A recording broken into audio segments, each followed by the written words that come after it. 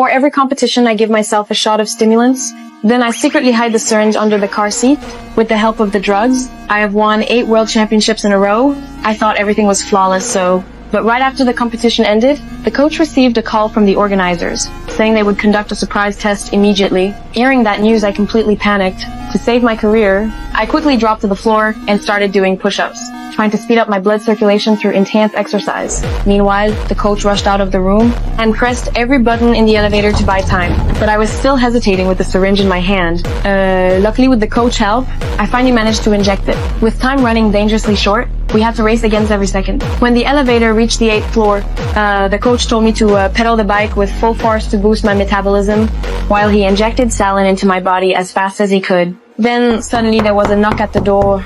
The coach quickly pushed me into the bathroom and told me to use the shower as cover to inject the remaining saline into my body. Only by diluting the drug concentration in my blood could I pass this inspection. The organizers were getting more and more impatient outside, so I pretended everything was normal and walked out of the bathroom. Hi. Thankfully, we had prepared countermeasures beforehand, and just like that, I passed the blood test smoothly to avoid similar emergencies in the future. The coach even hired a private doctor who could not only help me avoid detection better, but also adjust my drug dosage to make sure I won every race. The coach even increased the amount of banned substances. With the boost from the drugs, I was like a wild horse on the track. My speed was explosive and my form was perfect.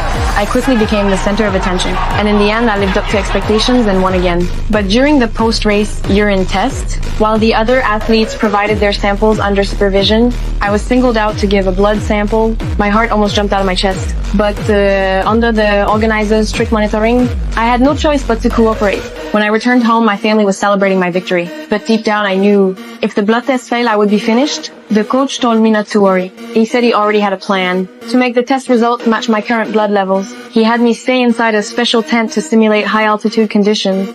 After just 1 hour, my red blood cell count would return to normal. This method of evading detection cost $500,000. But to protect my career, I had no choice but to accept. And just like that, I escaped the crisis once again.